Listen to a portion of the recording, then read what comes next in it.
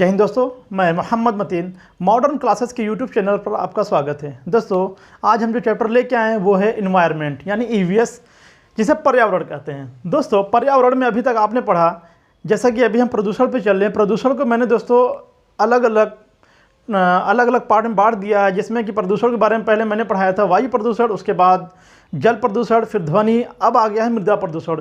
दोस्तों, इसको मैं चाहता था एक ही शिफ्ट में ख़त्म कर देता एक ही टॉपिक पर, लेकिन नहीं दोस्तों, कुछ लोगों की डिमांड थी कि नहीं सर इसको विधिवत पढ़ाइएगा जिससे कहीं से भी प्रश्न आए छोड़ने ना पाए। क्योंकि दोस्तों आज के डेट में जो 2020 का जो सेशन चल रहा है, इसके बाद जब भी एग्जाम होंगे आप देखिएगा प्रदूषण से कम 1 या 2 या 3 प्रश्न जरूर बनेंगे। दोस्तों क्यों बनेंगे? क्योंकि प्रदूषण अब इतनी छोटी टॉपिक नहीं रह गई है, बहुत बड़ा टॉपिक हो गया है, बहुत बड़ा। ये पूरे विश्व के लेवल पर इसको जाना जाता है, क्योंकि हर देश में लगभग प्रदूषण छाया हुआ है। वो चाहे जल प्रदूषण हो, चाहे वायु प्रदूषण हो, चाहे थल प्रदूषण हो, और या तो मृदा प्रदूषण हो, या रेडियोधर्मी प्रदूषण हो, या प्लास्टिक प्रदूषण हो। तो प्रदूषण मैंने कहा ना कि कई प्रकार के हो गए हैं प्रदूषण। इसको हमें डिवाइड करना पड़ेगा, बांटना पड़ेगा, इतने डिवाइड क्यों हुए, इतने पार्ट क्यों हुए हैं। क्योंकि दोस्तों हर इंसान अपनी ज़रूरत के लिए कुछ चीज़ों का उपयोग करता है। उस उपयोग के लिए हम क्या करते हैं, प्रकृति को नष्ट करते हैं। उसी नष्ट करने के कारण हमको इन प्रदूषणों से झेलना पड़ता है। जैसे एग्जाम्पल के तौर पर अगर प्लास्टिक की बात करें, अलेक्जेंडर पार्कस ने जब इसकी खोज की थी, यानी जब बनाया था पहली बार प्लास्टिक को, तो क्या लोगों को मालूम था कि ये जाके प्रदूषण का काल बनेगा? वरना वो बनाते ही नहीं। लेकिन दोस्तों ऐसा नहीं था, तब लोग यूज़ सोचे थे थोड़ा बहुत यूज़ होगा फिर ख़त्म कर दिया जाएगा, लेकिन वो न ख़त्म होने वाला एक प्रदूषण हो गया है। आज की डेट में अगर देखा जाए तो जल प्रदूषण जैसे है वायु और ध्वनि प्रदूषण, उसी तरीके से एक पॉलीथीन प्रदूषण यानी प्लास्टिक प्रदूषण भी है। उसी में एक आता है मृदा प्रदूषण। दोस्तों वायु प्रदूषण अगर हमें नहीं मिलता, अगर हमें शुद्ध हवाएं नहीं मिलती है तो हम क्या करते हैं, सांस नहीं ले पाते हैं। उसी तरीके से अगर हमें शुद्ध अगर अच्छे किस्म की अगर मिट्टियाँ नहीं मिल पाती हैं, नॉन पॉल्यूटेड अगर सॉइल नहीं मिल पाएंगे, तो क्या हमारे जितने फसलें होंगी क्या वो अच्छी होंगी? नहीं हो पाएंगी दोस्तों। और इसी को हम खाते हैं, और खाने के कारण हमको ढेर सारी बीमारियां होती हैं। जब ढेर सारी बीमारियां होती हैं तो क्या होता है, हम डॉक्टर के पास जाते हैं, डॉक्टर चकरा जाता है कि क्या हुआ, कौन सा प्रॉब्लम है, तो कहता पथरी है, तो क्या है, ढेर सारे वो बताते हैं। दोस्तों इसी टॉपिक पर हम बात करने जा रहे हैं, जिसका नाम है मृदा प्रदूषण यानी सॉइल पॉल्यूशन, जैसा कि ऊपर लिखा हुआ है आप देख सकते हैं। अब बात करते हैं पहले मृदा, मिट्टी है क्या? दोस्तों मिट्टी आप देखते तो हैं, लेकिन परिभाषा क्या है? दोस्तों मिट्टी की परिभाषा है कि पृथ्वी के ऊपर जितनी भी चट्टानें हैं, यानी जितनी भी बड़े बड़े चट्टानें हैं, उनके टूटने से जो एक छोटे पार्टिकल्स बनते हैं, उन्हें हम मिट्टी कहते हैं। दोस्तों आपने देखा होगा कि मिट्टियाँ कहाँ से बनती हैं? मिट्टियाँ बड़े बड़े चट्टानों से टूट के वो बनती हैं। कैसे बनती हैं आगे हम अभी तापमान और हवा में हम बताएंगे कैसे बनती हैं। और दोस्तों बात करते हैं मिट्टी की। भारत में जो मिट्टियों के प्रकार है उसके बारे में एक चीज़ जानिएगा कि 16 जुलाई 1929 को भारतीय कृषि अनुसंधान की स्थापना हुई। 16 जुलाई 1929 ईस्वी को किसकी स्थापना हुई? भारतीय कृषि अनुसंधान परिषद, भारतीय कृषि अनुसंधान परिषद की स्थापना हुई दोस्तों। और इसी भारतीय कृषि अनुसंधान परिषद ने वर्ष 1986 में, कब? वर्ष 1986 में भारतीय मिट्टियों को 8 प्रकार में बांटा है। कितने प्रकार में? 8 प्रकार में। कौन कौन से हैं? जलोढ़ मिट्टी, लाल मिट्टी, काली मिट्टी, लेटराइट मिट्टी, पर्वतीय मिट्टी, मरुस्थलीय मिट्टी, क्षारीय मिट्टी और ढलवा मिट्टी या लेटराइट मिट्टी उसको बोलते हैं दोस्तों। यानी टोटल 8 प्रकार की मिट्टियां हैं। इन मिट्टियों को हमने 27 प्रकार के में बांटा है, यानी 27 उप प्रकार में बांटा है। किसने बांटा है? भारतीय कृषि अनुसंधान परिषद ने। तो दोस्तों अब आपको ये समझ में आ गया भारत में कुल कितने प्रकार की मिट्टी हैं? 8 प्रकार की। उन मिट्टियों के नाम अगर लिखना हो तो लिख सकते हैं दोस्तों, हम यहाँ लिख दे रहे हैं। जलोढ़ मिट्टी, काली मिट्टी, लाल मिट्टी, लेटराइट मिट्टी, पर्वतीय मिट्टी,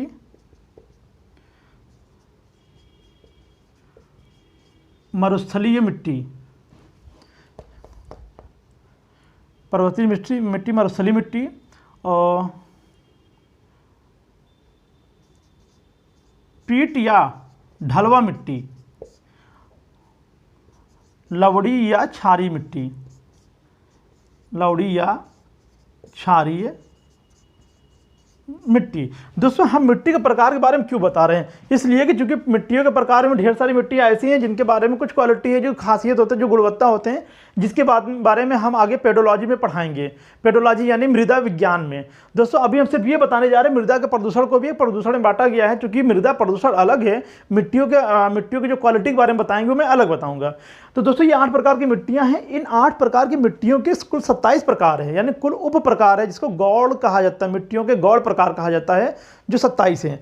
ठीक है दोस्तों, अभी बात करने जा रहे हैं हम कि अब बात करते हैं मृदा प्रदूषण है क्या, यानी ये मिट्टियां क्यों प्रदूषित होती जा रही है, उनके बारे में हम चर्चा करेंगे। पहले जानिए प्रदूषण है क्या मृदा के बारे में। मृदा की गुणवत्ता या पोषक तत्वों में कमी।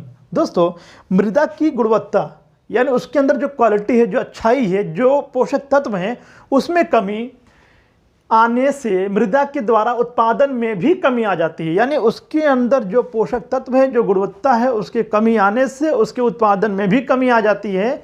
इसी कमी को हम क्या बोलते हैं, मृदा प्रदूषण कहते हैं। इसी कमी को हम मृदा प्रदूषण कहते हैं दोस्तों। ठीक है, अब बात करते हैं मृदा प्रदूषण उत्पादन करने वाले कारक। दोस्तों कौन कौन से कारक हैं जो मृदा को प्रदूषित कर रहे हैं। अब बात करते हैं सबसे पहले मृदा अपरदन। दोस्तों मृदा अपरदन का मतलब क्या है। मृदा का मतलब मिट्टी होता है, बात समझ लीजिएगा। अपरदन का मतलब होता है टूटकर अलग होना, अपरदन। अब दोस्तों बात समझिएगा, मृदा अपरदन का मतलब मिट्टियों का टूटकर अलग होना। दोस्तों जब कभी अब ऐसे समझिएगा कि नदियां जब अपने साथ आने लगती हैं, जब बहने लगती हैं, तो क्या करती हैं, वो ढेर सारी मिट्टियों को काटती चली जाती हैं। तो ये क्या हो रहा है, मिट्टियों का कटाव हो रहा है। लेकिन अगर वहीं कोई हम पेड़ पौधा बो दें, यानी जहाँ पे घास वास होते हैं, आपने देखा होगा घास आपस में मिट्टियों को एकदम बॉन्ड बना के पकड़े रहती हैं, और अगर पानी अगर आती है तो फिर कटता रहता है, वो नीचे कट जाता है लेकिन ऊपर के पार्ट रह जाते हैं। तो दोस्तों इसीलिए मृदा अपरदन को रोकना हो तो क्या करना पड़ेगा, हमें वनों को लगाना पड़ेगा, वृक्षावरण करना पड़ेगा। तो यानी सबसे पहले क्या कारक है, मृदा अपरदन। यानी मृदा अपरदन पहला कारण है क्या, प्रदूषण में। क्यों, क्योंकि अच्छी मिट्टियों की जो क्वालिटी है, जो मिट्टी में नाइट्रोजन है, फास्फोरस है और पोटेशियम है, ये सब क्या होते हैं, सब बह जाते हैं। दोस्तों जब बह जाएंगे तो फिर मिट्टी में क्या रह जाएगा, मिट्टी में क्या रह जाएगा, पोटेशियम सब खत्म हो चुके हैं, सिर्फ मिट्टी रह जाएगी। बाकी उसके अंदर की जो गुणवत्ता है, जो पोषक तत्व है, सब बह जाएंगे। ठीक है, यानी एक रीज़न क्या हो गया दोस्तों, पहला मृदा अपरदन। अब दूसरा बात करते हैं दोस्तों, दूसरा बात है तापमान तथा हवा। यानी तापमान तथा हवा से क्या मतलब है, मतलब ये है दोस्तों कि जब कभी तापमान की अधिकता होती है, तो जब मिट्टियों में आपने देखा होगा कि अगर कोई मिट्टी खेत है तो उसमें देखा होगा कि उसमें लाइनिंग बन जाती है, यानी वो फट जाते हैं, धरती वो क्या होते हैं, मिट्टियाँ कहीं के फट जाती हैं, यानी वो क्या होते हैं, वो बुरादे बन जाते हैं। धीरे धीरे उसके कुछ ऊपर के पार्टिकल्स टूटने लगते हैं। पार्टिकल्स टूटने लगते हैं तो क्या होता है, वो टूट के वहीं पर रह जाती हैं, लेकिन जब हवाएं चलती है तो उसको उड़ा कर दूसरी जगह लेके जाती है। दूसरी जगह लेके जाती है तो क्या होता है, जब पानी बारिश होती है तो उसको अपने साथ लेके जाती है, और लेके जाने के बाद कहाँ पे, नदियों में मिला देते हैं। दोस्तों नदियों मिलने के कारण यही कारण है कि आज मृदा अपरदन और तापमान तथा हवा का ही कारण है कि जिसके कारण नदियाँ विलुप्त होती जा रही है। यानी ये भी एक पॉल्यूशन है। हम लोग अगर वृक्ष लगाए रहते हैं हर जगह, और खेतों में अच्छी तरीके बुआई करते हैं, या फिर कहीं की मिट्टियाँ हम लोग उड़ के दूसरी जगह ना जाने देते हैं, तो क्या होता है, आज हमारी नदियाँ बची रहती हैं। क्यों, क्योंकि वो मिट्टियाँ कहाँ जाती है, कहीं न कहीं पानी उसको लेके जाएंगे नदियों में जाएंगे, धीरे धीरे नदियाँ पड़ती चली जाएगी तो नदियाँ विलुप्त होती जाएगी। भारत में लगभग कहा जाता है कि 4000 नदियाँ अभी विद्यमान हैं, लेकिन नहीं दोस्तों, लगभग 3300 या 3400 ही नदियाँ बस हैं। बाकी सब नदियाँ विलुप्त होती जा रही, धीरे धीरे विलुप्ति की कगार पर आ गई हैं। और फिर भी इंसानों को नहीं समझ में आ रहा कि आने वाले डेज में कैसे वो जल को पिएंगे, कैसे पानी पाएंगे, कहाँ से ये नदियों को हम फिर से पैदा कर देंगे। तो दोस्तों उसको बचाने के लिए हमें मृदा का अपरदन, मृदा तथा तापमान में हवा के कारण जो मृदा का अपरदन होता है, उसको हमें बचाना पड़ेगा। ठीक है, अब बात करते हैं पोषक तत्वों की कमी। दोस्तों पोषक तत्वों की कमी का मतलब क्या है, उसके अंदर मिट्टी के अंदर नाइट्रोजन, फास्फोरस तथा पोटेशियम की मात्रा अधिक पाई जाती है। लेकिन अगर वही पोषक तत्व अगर कम हो जाएगी तो इसे हम क्या बोलेंगे, उसी को हम बोलेंगे प्रदूषण, यानी मृदा प्रदूषण बोलेंगे दोस्तों। ठीक है, सूक्ष्म जीवों का नष्ट होना। दोस्तों ये क्या मतलब है, सूक्ष्म जीवों का नष्ट होना। दोस्तों जितने भी सूक्ष्म जीव हैं वो क्या है, प्राकृतिक के अपघटक हैं। प्राकृतिक के अपघटक हैं, कुछ ऐसे सूक्ष्म जीव हैं जो किसानों के मित्र कहे जाते हैं। जैसे एक बात करते हैं जिसका नाम है केचुआ, यानी फेरेटिमा फोस्थुमा।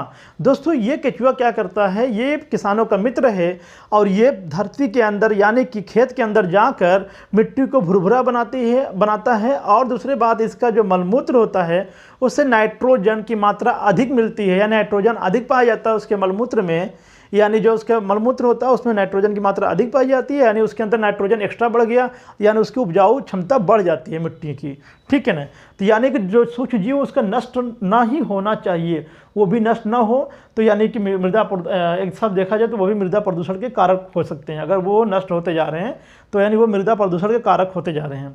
दोस्तों हमको याद है कि जब खेत में जाते थे, देखते थे जब खेतों की जुताई होती थी बारिश के दिनों में, तो ढेर सारे कछुए निकलते थे, हम लोग डरते थे कहीं काट न ले।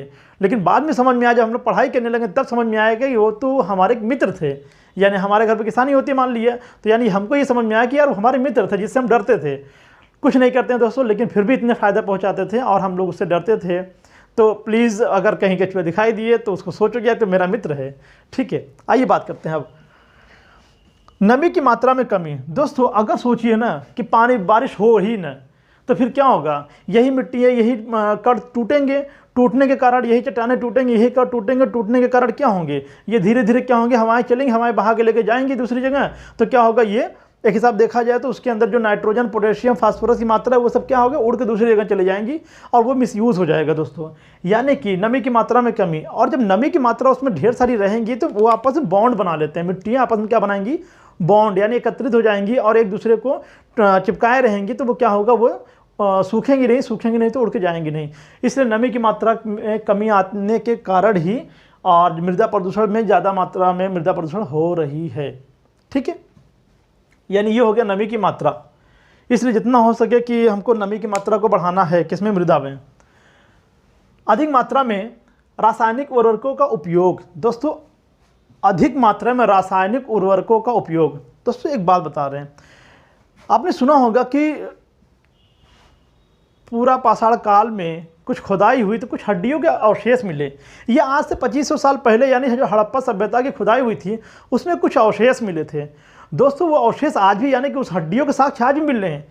तो क्यों नहीं मिलेंगे, क्योंकि तब हम लोग जो अन्न खाते थे वो पोटेशियम, नाइट्रोजन और फास्फोरस, यानी जो मिट्टी के अंदर की गुणवत्ता थी, उपजाऊ क्षमता थी, उसके अंदर की जो शक्तियाँ होती थी उसको हम खाते थे। लेकिन आज ऐसा नहीं हो रहा। आज हम लोग जो रासायनिक उर्वरक हैं, कार्बाइड है और नाइट्रोजन है और क्या क्या पोटेशियम, पोटास, ये सब मिला कर हम लोग उसको खाते हैं। यानी वही चीज़ बोते हैं और डालते हैं उसमें खेतों में, और जब फलता है तो उसके अंदर क्या क्षमताएँ रह जाएगी। पहले के इंसान 150 साल तक जीता था, लेकिन आज के इंसान 60 साल या 70 साल मैक्सिमम जी रहा है। बहुत से लोग तो 40 साल में देखिए बुढ़े टाइप के दिखने लगते हैं। तो दोस्तों यानी क्या कहने का मतलब है, यानी कि अधिक मात्रा में रासायनिक उर्वरकों का उपयोग करने से, और वो क्या, रासायनिक जब उर्वरक हम उसमें डालते हैं तो मिट्टियाँ अवशोषित तो कर लेती है, लेकिन उसके अंदर की जो क्षमता होती है वो ख़त्म हो जाती है। हम लोग क्या करते हैं, अत्यधिक मात्रा में उसको उपजाऊ बनाने के लिए हम लोग उसकी मात्रा तो डाल देते हैं, नाइट्रोजन, फास्फोरस की मात्रा, एक्स्ट्रा मात्रा डाल देते हैं, लेकिन उसके अंदर खुद की जो क्षमता होती है वो कम हो जाती है। ठीक है, आगे बात करते हैं अम्लीय वर्षा का होना। दोस्तों हमने आपको वायु प्रदूषण बताया था कि अम्लीय वर्षा। अम्लीय वर्षा क्या है दोस्तों, यानी सल्फ्यूरिक अम्ल, यानी सल्फर डाइऑक्साइड की मात्रा जब बढ़ जाता है हमारे एटमॉस्फेयर में, वातावरण में, अब उससे जब जल से अभिक्रिया करती है तो सल्फ्यूरिक अम्ल बनाती है। सल्फ्यूरिक अम्ल बनाने के कारण वही जब सल्फ्यूरिक अम्ल वर्षा करती है तो उसे हम बोलते हैं अम्ल वर्षा।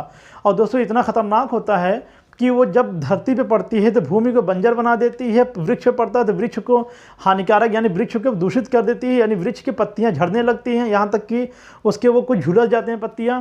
और दूसरे बात, अगर हमारे एटमॉस्फेयर यानी किसी जलीय जीव पर पड़ती है तो जलीय जीव भी वो नष्ट हो जाते हैं। दोस्तों यानी अम्लीय वर्षा अगर जहाँ पर ज़्यादा हो जाती है तो वहाँ की जो एक पूरा एटमॉस्फेयर जो होता है बिल्कुल ख़राब हो जाता है और वहाँ के जीव जंतु जो है ग्रस्त हो जाते हैं, त्रस्त हो जाते हैं। तो अम्लीय वर्षा को बचाने के लिए हमें क्या करना पड़ेगा, मैंने बताया था कि जितने भी ऑयल रिफाइनरियाँ हैं, तेल के कारखाने हैं, उनको बंद करना पड़ेगा। नहीं बंद करना पड़े उसके लिए कुछ ऐसे जुगाड़ करना पड़ेगा जिससे उसके जो धुएँ होते हैं वो ऊपर न जाने पाए, उसको कहीं ना कहीं कलेक्ट करके उसका कुछ यूज़ किया जाना चाहिए। जैसे मैंने बताया था कि मथुरा में, उत्तर प्रदेश के मथुरा में एक तेल रिफाइनरी है जिससे कि धुएँ निकलते हैं, यानी उसमें सल्फर डाइऑक्साइड की मात्रा निकलती है और निकलने के कारण कहाँ जाती है, यानी मथुरा, मैनपुरी, इटावा, इन सब जगहों, आगरा, इन सब जगहों पर जाती है, यानी कि आसपास का जो इलाका पहले वहाँ की प्रभावित करेगी। इसीलिए ताजमहल नगरी, जिसको हम प्यार की नगरी कहा जाता है, आज वो बिल्कुल नष्ट के कगार पे आ गई। पीला पीला पड़ने लगा है, क्योंकि वो सल्फ्यूरिक अम्ल यानी ऑयल का वो सल्फ्यूरिक अम्ल कैसा दिखाई देता है, पीला दिखाई देता है, इस वजह से वो पीले पीले पड़ने लगे हैं। सरकार ने पाबंदियां बनाने की कोशिश की लेकिन नहीं बना पा रही है। ठीक है, अब आगे बात करते हैं दोस्तों, झूम कृषि क्या है। झूम कृषि भी एक बहुत बड़ा रीज़न है दोस्तों। हम लोग करते क्या है कि झूम कृषि करने के लिए हम लोग जाते हैं, पहले क्या करते हैं, एक स्थान से दूसरे स्थान तक जाते हैं और वृक्षों को काटते हैं या वृक्ष को जला देते हैं। जलाने के बाद कुछ दिन उसको छोड़ते हैं, फिर उसको क्या करते हैं, उसमें जुताई करते हैं, यानी पानी डालते हैं, फिर जुताई करते हैं। जुताई करने के बाद फिर 1 साल या 2 साल उसमें हम बुआई करते हैं। बुआई करने के बाद जब हमको लगता है कि अब यहाँ पे भूमि अच्छी उर्वरता नहीं है, तो हम उसको छोड़ के दूसरी जगह के वृक्ष को जलाते हैं और उसको छोड़ देते हैं, फिर वहाँ पर वृक्ष उगाता है। लेकिन दोस्तों इससे क्या हो रहा है कि हम बड़े बड़े वृक्षों को काटते जा रहे हैं। जब वृक्षों को काटते जाएंगे तो यानी उसके जो उत्पादन क्षमता होती है, जो उसको उत्पादन क्षमता होती है वहाँ कम कर दे रहे हैं, क्योंकि हम वृक्षों को जला दे रहे हैं। तो दोस्तों इससे क्या हो रहा है, हमारे वातावरण में, एटमॉस्फेयर में वनों की कमी भी होती जा रही है, हमारे भूमंडल पर वनों की कमी भी होती जा रही है और मृदा प्रदूषण भी होती जा रही है। ठीक है, अब बात करते हैं जल प्रदूषण। दोस्तों जल प्रदूषण क्या रीज़न हो सकता है मृदा प्रदूषण में, बहुत बड़ा रीज़न है दोस्तों। अगर हम जल प्रदूषित है, यानी जल में आर्सेनिक की मात्रा ज़्यादा है, कैडमियम की मात्रा ज़्यादा है, बोरान की मात्रा ज़्यादा है, और वही पानी अगर हम सिंचाई करने में डाल देते हैं तो क्या होता है, होता क्या है दोस्तों कि वो जब उसमें जाता है नाइट्रोजन, फास्फोरस और पोटेशियम से अभिक्रिया करता है, तो क्या हो जाएगा दोस्तों, वो अनुपजाऊ हो जाएगी मिट्टी अनुपजाऊ हो जाएगी। तो जो उसमें बोया जाएगा वो अच्छे नहीं हो पाएंगे, तो उसी का मृदा प्रदूषण कहेंगे। ठीक है दोस्तों, यानी ये जो हमने बढ़ाया दोस्तों, ये रीज़न क्या हो गया, यानी मृदा प्रदूषण उत्पादन करने वाले कारक, ये कारक हैं, वो कारक है जिससे मृदा में प्रदूषण होता है। अब बात करते हैं दोस्तों मृदा प्रदूषण के प्रभाव क्या है। मृदा प्रदूषण के प्रभाव दोस्तों, ये प्रभाव क्या हैं, बात समझिएगा। प्रभाव क्या है दोस्तों, देखिएगा, यानी खाद्यान्न संकट। पहले बात करते हैं खाद्यान्न संकट। दोस्तों जाहिर सी बात है, अगर मृदा में जब प्रदूषण उत्पन्न हो जाएगी, यानी मृदाएं, अगर सभी मिट्टियां, भारत में जितनी मिट्टी हैं, जितने प्रकार की मिट्टियां, सब अगर अनुपजाऊ हो जाएं और मिट्टियों में प्रदूषण हो जाए, तो दोस्तों जो हमें खाद्य की संकट होगी नहीं होगी। जहां पर 1 बीघा में अगर मान लिया हम 20 कुंटल गेहूँ निकालते, तब वहाँ 8 ही कुंटल निकल रहा है। तो दोस्तों यानी कि जहाँ पर रेशियो बढ़ना चाहिए वहाँ पर घट रहा है। क्यों बढ़ना चाहिए, क्योंकि जनसंख्या तो बढ़ रही है। सरकार पहले डिमांड करती थी कि 4 मीट्रिक टन, लेकिन आप कह रहे 10 मीट्रिक टन हमको चाहिए होगा, गेहूं चाहिए होगा। तो दोस्तों इसका मतलब है कि ये उत्पादन हमको बढ़ाना है, ना कि कम करना है। और बढ़ाने के लिए हमको क्या करना पड़ेगा कि हमें मिट्टी में जो क्षारीयता है और अम्लीयता है, जो नाइट्रोजन फास्फोरस की मात्रा, उसको बढ़ाना पड़ेगा। ठीक है, यानी खाद्यान्न में संकट, ये पहला प्रभाव होगा। दूसरा, फसलों के उत्पादन में कमी। दोस्तों जब फसलों के उत्पादन में कमी होगी तो ऑलरेडी खाद्यान्न में संकट आएगा, तो बात वही हुई। लेकिन यहाँ फसलों की बात की जा रही है, यानी सभी प्रकार के जो फसल होते हैं उनके उत्पादन को बढ़ाने के लिए हमें मृदा को प्रभावी बनाना पड़ेगा और मृदा में जो प्रदूषण है उसको कम करना पड़ेगा। ठीक है, जैव विविधता में कमी। दोस्तों जैव विविधता किसे कहते हैं, जीवों की विविधता। कहा जाता है कि जहाँ पर ढेर सारे जीव जंतु पाते हैं और ढेर सारे वृक्षों का आवरण हो, उसे हम जैव विविधता कहते हैं। दोस्तों क्या है रीज़न, मैं बताता हूँ। जैसे सपोज दैट, मैंने ये कहा था जहाँ पर तापमान की अधिकता होती है वहीं पर सबसे अधिक वर्षा होती है। वहीं सबसे अधिक वर्षा होगी तो वहाँ पे क्या होता है, जब वहाँ पे सबसे अधिक वर्षा होगी और मृदा और मिट्टियों में उत्पादन अच्छा रहेगा तो क्या होगा, वहाँ पे ढेर सारे वृक्ष उगेंगे। जब वृक्ष उगेंगे तो ढेर सारे घास उगेंगे। उन घासों को खाने के लिए खरगोश जाएगा तो हिरन भी जाएंगी, हिरन जाएंगे तो भैंस जाएंगी, फिर गाय जाएंगी, और उन सबको खाने के लिए मांसाहारी जंतु जाएंगे तो उन सबको खाने के लिए कुछ और जानवर जाएंगे। इस तरीके से जीवों की विविधता बन जाएगी वहाँ पर।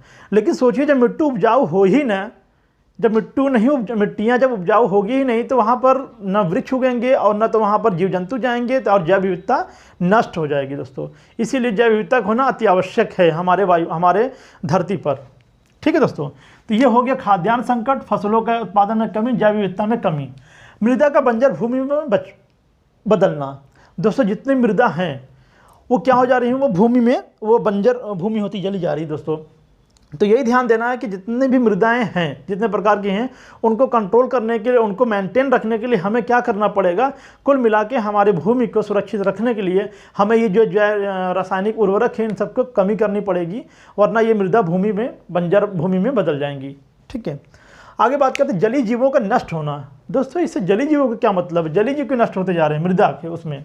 दोस्तों बिल्कुल मतलब है, क्योंकि हम लोग क्या करते हैं, जो मिट्टियाँ जब कटती हैं, जब नदियाँ, जब बारिश होती है, मिट्टियाँ कट के कहाँ जाती हैं, नदियों में। नदियों में जाएंगी तो वो जो नदियों में जाती हैं तो उसमें भी अगर मृदा में प्रदूषण है तो वो क्या करती हैं, वो भी जल को प्रदूषित करती हैं। जल को प्रदूषित करती हैं तो जल में रहने वाले जीव भी क्या होती हैं, प्रदूषित होती हैं। जब वो प्रदूषित होंगी तो ऑटोमेटिक वो नष्ट होती चली जाएंगी। इसलिए कहा जाता है कि मृदा प्रदूषण के कारण भी जलीय जीव जो है खतरे में हैं। जलीय जीव चाहे कोई भी हो, वो सब खतरे में हैं।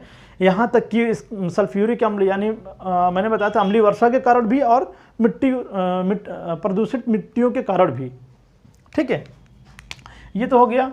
अब बात करते हैं दोस्तों वृक्षावरण वनावरण में कमी। दोस्तों जाहिर सी बात है, अगर हम ज़्यादा मात्रा में वृक्षावरण करेंगे तो मिट्टियाँ कटाव नहीं होगा, मिट्टियों के कटाव नहीं होगा तो मिट्टी की जो उर्वरता है वो मेंटेन रहेगी, बनी रहेगी। यानी मिट्टियों में क्या होता है, वो उर्वरता में कमी आती चली जा रही है, और इसी के कारण हम लोग क्या करते हैं कि उसको सही नहीं रख पाते हैं। मेन कारण क्या होता है कि अगर वृक्ष अगर अधिक है, वन अधिक हैं, तो मिट्टियों में कटाव होगा नहीं, तो प्रदूषण उत्पन्न होगा ही नहीं। यानी कि प्रभाव क्या आ जाएगी, वृक्षावरण वनावरण में कमी आती चली जाएंगी। यानी जब वृक्ष उगेगा ही नहीं, उसमें वन उगेंगे ही नहीं, तो वृक्षावरण और वनावरण होंगे कहाँ से। ठीक है, 43% मृदा बंजर हो चुकी है। भारतीय कृषि अनुसंधान परिषद ने बताया है कि वर्तमान समय में हमारे यहाँ के सिर्फ 57%, यानी जितनी भूमि कृषि के लायक है उसका केवल 57% ही भूमि उर्वरक है, बाकी सब बंजर हो चुकी है। क्यों बंजर हो चुकी है? क्योंकि उसके अंदर कुछ है ही नहीं, उसके अंदर कोई क्वालिटी नहीं है जिसके कारण हम उत्पादन कर सकें। न तो गेहूं का उत्पादन कर सकते हैं, न चावल का उत्पादन कर सकते हैं, न तो गन्ने का उत्पादन कर सकते हैं, न तो मटर या चना का उत्पादन कर सकते हैं, आलू का उत्पादन नहीं कर सकते हैं, प्याज का उत्पादन नहीं कर सकते, मतलब वो किसी के लायक नहीं रह गया है। यानी भारत की जितनी मृदा है, जितने में हम उत्पादन करते थे, उसका 43% बिल्कुल नष्ट हो गया है। कोई वृक्ष भी नहीं उगा पा रहे हैं उसमें। इतनी ज़्यादा मतलब इतना ज़्यादा प्रभावित हो गया है, हमारी मृदा प्रदूषित हो गई है। तो दोस्तों यानी 43% मृदा बंजर हो चुकी है। अब बात करते हैं पारिस्थितिकी तंत्र में असंतुलन पैदा होना। मृदा के कारण दोस्तों पारिस्थितिकी तंत्र में असंतुलन होता चला जा रहा है। क्यों होता जा रहा है दोस्तों? बात सोचिए ना कि अगस्त के महीना, नवंबर के, अक्टूबर के महीने में भी बारिश नहीं हो रही है, सितंबर के महीने में बारिश नहीं हो रही है। क्यों नहीं हो रही है? रीज़न यही है कि हम लोग पौधों को काटते जा रहे हैं, और पौधों को काटने के बाद क्या कर रहे हैं, वहाँ की जब मृदा के अनुपजाऊ हो जा रही है, यानी वो मृदा प्रदूषित होती जा रही है। हम लोग कोई चीज़ वहाँ बोएंगे तो फिर वो कहाँ से फलेगी, जब वो उगेगा ही नहीं, वृक्ष नहीं उगेगा, और वृक्ष बड़े नहीं होंगे तो वो अपनी ओर बादलों को अपनी ओर आकर्षित नहीं कर पाएंगे। आकर्षित नहीं करेंगे तो वर्षा होगी नहीं। जब वर्षा नहीं होगी तो पारिस्थितिकी तंत्र में क्या विफलता आ जाएगी, यानी भिन्नता आ जाएगी, और यही भिन्नता हमको नहीं रखनी है दोस्तों। ठीक है, तो ये हो गया दोस्तों मृदा प्रदूषण के प्रभाव, यानी मृदा प्रदूषण से क्या क्या प्रभाव उत्पन्न होंगे, क्या क्या उत्पन्न हैं, उसके बारे में हमने जाना। अब बात करते हैं जो लास्ट पॉइंट है वो मृदा प्रदूषण पर नियंत्रण, यानी किस तरीके से हम मृदा प्रदूषण पर नियंत्रण रख सकते हैं। तो दोस्तों पहला समझिएगा, वृक्षों को अधिक मात्रा में लगाना, यानी अधिक मात्रा में वृक्षावरण या वनावरण करना, यानी वृक्षावरण। वृक्षों को अधिक लगाने से हमें क्या होगा कि जाहिर सी बात है, जितनी मिट्टियाँ, जड़ें क्या होती है ना, वो मिट्टी को पकड़ी रहती हैं। जब पकड़ी रहती हैं तो मिट्टियाँ कटेंगी नहीं तो उसकी उपजाऊ क्षमता वो बाहर बह के जाएंगी नहीं। इसका कारण ये है कि वो क्या करती हैं कि मिट्टियों के कटाव को रोकती हैं। ठीक है, आगे बात करते हैं, पहाड़ी क्षेत्रों में सीढ़ीनुमा कृषि की जानी चाहिए। दोस्तों हमने देखा पहाड़ी इलाकों में क्या होता है कि मिट्टियाँ इस तरीके से, यानी पहाड़ कैसे होता है, ऐसे होती हैं। अब क्या होता है दोस्तों कि जब वर्षा होती है, यानी जब बारिश होती है, तो मिट्टियाँ ऐसे कटती हैं, कट करके वो कहाँ चली जाती हैं, फिर नदियों में चली जाती है। यानी उसकी जो उर्वरक क्षमता है, जो उपजाऊ क्षमता, वो कहाँ चली जाएंगी, यानी वो चली जाएंगी कहाँ पर, नदियों में। तो दोस्तों अगर हम सीढ़ीनुमा खेती कर देंगे, अगर इस तरीके से सीढ़ीनुमा खेती कर देंगे तो उससे क्या होगा, ये होगा कि जो उसकी उपजाऊ क्षमता है, यहाँ से तो कटेगी लेकिन यहाँ आ जाएगी, यहाँ से कटेगी तो यहाँ आ जाएगी, यहाँ से कटेगी तो यहाँ आ जाएगी। तो यानी इसका मतलब हम एक काम भी करते जा रहे हैं और मिट्टियों के कटाव को रोकेंगे भी। अगर हम कुछ उसमें बो देंगे तो वो कटेगी कहाँ से, मिट्टी नहीं कट पाएगी। तो इसलिए सीढ़ीनुमा खेती करनी चाहिए। ठीक है, अगला बात करते हैं, जैविक खाद का उपयोग किया जाना चाहिए। दोस्तों रासायनिक उर्वरक कीटनाशकों का उपयोग कम किया जाना चाहिए, बल्कि जैविक खादों का उपयोग ज़्यादा किया जाना चाहिए। ठीक है। खेतों की मेड़बंदी किया जाना चाहिए। दोस्तों खेतों की मेड़बंदी का मतलब क्या है? अगर खेत पूरा 10 बीघे का पूरा खुला छोड़ दीजिए तो क्या होता है, जब बारिश होगी, वर्षा होगी तो क्या होगी, वो मिट्टियाँ जो है कटेंगी। जब वर्षा होगी मिट्टियाँ कटेंगी तो वो फैलते हुए क्या है दूर चले जाएंगे। दूर जाते जाते क्या होगा, कहीं न कहीं नदी नालों में चले जाके बह जाएंगी। यानी उसको मेड़बंदी किया जाना चाहिए। मेड़बंदी किए जाने से ये रहता है कि मिट्टी की जो उपजाऊ की क्षमता होती है वो कम होती है। कभी कभी आपने देखा होगा कि 2 खेत आजू बाजू हैं लेकिन उसमें को उर्वरक क्षमता अच्छी होती है। उसमें आपने देखा होगा किसी धान देखा होगा, धान के खेत में ये बहुत यार अच्छी तरीके से नहीं हुआ है, और किसी को देखेंगे बहुत अच्छी तरीके से हुआ है। यानी उसके अंदर उपजाऊ क्षमता ज़्यादा है, उसके अंदर कम है। और उसका मेन कारण क्या था? मेड़बंदी किया जाना। मेड़बंदी करने से उनकी उपजाऊ क्षमता दूसरे खेत में नहीं जा पाएगी। ठीक है। अब बात करते हैं रासायनिक उर्वरकों का उपयोग कम किया जाना चाहिए। बिल्कुल सही बात है, जितना हो सके रासायनिक उर्वरकों का उपयोग कम किया जाना चाहिए। झूम कृषि पर प्रतिबंध लगाना चाहिए। बिल्कुल सही बात है दोस्तों, झूम कृषि पर प्रतिबंध लगा देना चाहिए। क्यों? क्योंकि यही झूम कृषि के कारण हमें वनों की मात्रा कम होती जा रही है। जैसे उत्तर भारत में ये ज़्यादा हो जा रहा है, उत्तर पूर्वी भारत में ये ज़्यादा होता है, मेघालय, मिजोरम, त्रिपुरा आदि राज्यों में क्या करते हैं लोग, जाते पहले वनों को जला देते हैं। जलाने के बाद क्या करते हैं, उसको कुछ दिन छोड़ देते हैं, फिर उसमें जुताई बुआई करके कुछ उगाते हैं। उसमें धान हो गया, दाल हो गया, कुछ भी उगाते हैं। उसके बाद फिर क्या करते हैं, 2 साल वहाँ करने के बाद उसको छोड़ देते हैं, फिर दूसरी जगह चले जाते हैं। यानी इसी को झूम कृषि या घूम कृषि बोलते हैं। ठीक है, ये नहीं होना चाहिए, इसे प्रतिबंध लगा देना चाहिए सरकार को, और सरकार ने प्रतिबंध लगाया भी है। अब बात करते हैं वनस्पति आवरण तथा संरक्षी वन रोपण। बिल्कुल सही बात है। वनस्पति आवरण यानी वृक्षों का अत्यधिक आवरण होना चाहिए, लगना चाहिए, और संरक्षी वन रोपण यानी संरक्षा के तहत वनों का रोपण किया जाना चाहिए। फसल चक्र। दोस्तों मृदा प्रदूषण को रोकने के लिए हमें एक ही टाइप के कृषि नहीं करना चाहिए। जैसे गेहूं में क्या करते हैं, हम खाली गेहूं ही बोते रहते हैं। नहीं, इस बार गेहूं बो दिए तो अगले साल उसके हिसाब से कुछ दूसरा बो दिए, गन्ना बो दिए, फिर आलू बो दिए, फिर बैगन बो दिए, कोई सब्जी वाली बागवानी वाली चीज़ें बो दिए, फिर गेहूं बो दिए। ऐसे करने से क्या होता है, उसकी उर्वरक क्षमता बनी रहती है। यानी इसी को बोलते हैं फसल चक्र। यानी एक साल में 2 कृषि करना, लेकिन अलग अलग, यानी अलग अलग कृषि करना ही कहलाता है फसल चक्र। पशु चारण पर नियंत्रण। दोस्तों पशुएं चारण तो करते हैं, यानी चरती तो हैं, लेकिन क्या करते हैं, चरने के चक्कर में क्या करते हैं, इतना ज़ोर से उसको घुमाते हैं, मतलब घास को, और मुंह में ले लेते हैं कि वो धूल भी उनके मुंह में आ जाता है, और वहाँ के जो मिट्टियाँ होती हैं वो कट भी जाती हैं। कटती हैं तो फिर क्या होता है, वो बह के चली जाती है नदियों में। दोस्तों ये तो थे रीज़न आपके मृदा प्रदूषण के, और ये थे कारक, क्या कारक हैं। ठीक है, यानी मृदा प्रदूषण क्या है, कारक कौन कौन से हैं, कितने प्रकार की मिट्टियाँ हैं, उनमें क्या क्या कारक वो बता दिया। उसके बाद प्रभाव क्या है, मृदा प्रदूषण के प्रभाव क्या उत्पन्न होते हैं, और कैसे नियंत्रण किया जाएगा मृदा प्रदूषण पर। दोस्तों ये आपको जो मैंने पढ़ाया है, ये आपको देखिएगा आने वाले डेज में हर एग्जाम में पूछेगा, और आप लोग इसके लिए अभी से तैयार रहिए, और इसी तरीके से हमारे साथ बने रहिएगा। अगले वीडियो का इंतज़ार कीजिए। तब तक के लिए जय हिंद, जय भारत।